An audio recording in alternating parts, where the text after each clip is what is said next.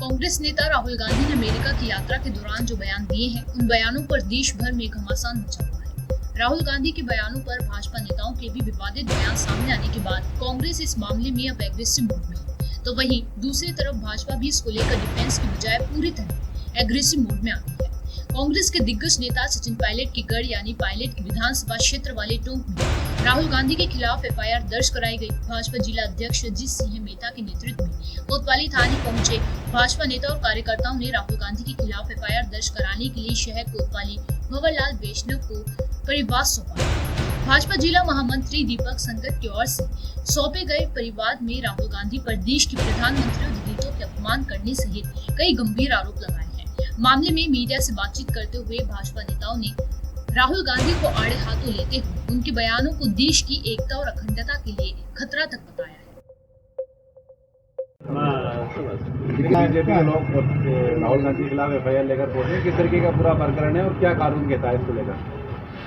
ये दीपक संगत जी परिवादी है, इन्होंने रिपोर्ट दी है। उस रिपोर्ट को हमने पंजीबद्ध कर रहे हैं, भी उनको कंप्यूटराइज कॉपी दे देंगे। जो भी विधि सम्मत कार्रवाई होगी वो कार्रवाई करेंगे। किन किन धाराओं का मामला है, क्या नहीं अभी लगाया गया आरोप? नहीं, अभी रिपोर्ट प्राप्त हुई है, उस पर जो उचित जो है वो विधि सम्मत कार्रवाई की जाएगी। किस तरह के आरोप लगे?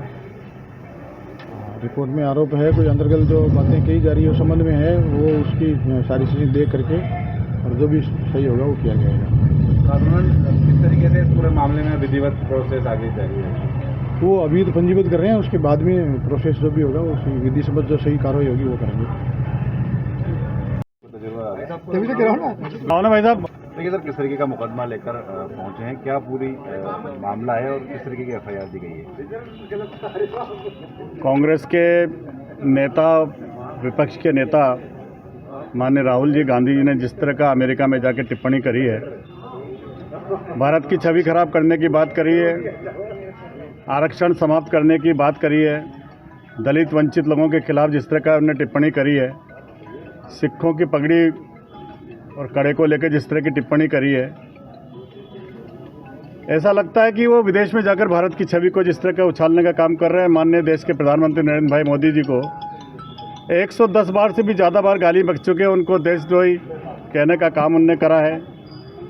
मौत का सौदागर जैसे शब्दों का उनके खिलाफ कहा गया है।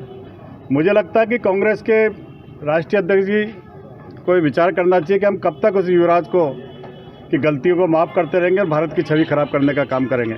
जिस तरह का वातावरण देश के अंदर, एक तरफ तो वो प्रधानमंत्री जो देश की छवि दुनिया के अंदर स्थापित करने का काम कर रहा है, एक तरफ विपक्ष के नेता, उनको अपनी दादी से सीख लेनी चाहिए कि जब दुनिया के अंदर वो जाती थी तो भारत की कभी कोई बात आती तो टिप्पणी नहीं करा करती थी। और ये जब भी कभी किसी विदेश यात्रा पे जाते हैं तो वो भारत के खिलाफ बोलने का उनका एक शौक लग गया है। जिस तरह का वातावरण उनको लगा, मुझे लगता है नासमझी भी है, उनको इस तरह की भाषा का उपयोग नहीं करना चाहिए। 140 करोड़ की जनता को आहत करने वाले शब्दों का वह चयन करते हैं और दलित समाज का जिस तरह का आरक्षण समाप्त करने का, अपमान करने का जो विषय करा है, उसको कभी ये माफ़ नहीं करेगा। दलित समाज के पार्टी के नेताओं ने यहाँ पर आकर उनके खिलाफ एफआईआर लॉन्च भी कराई है।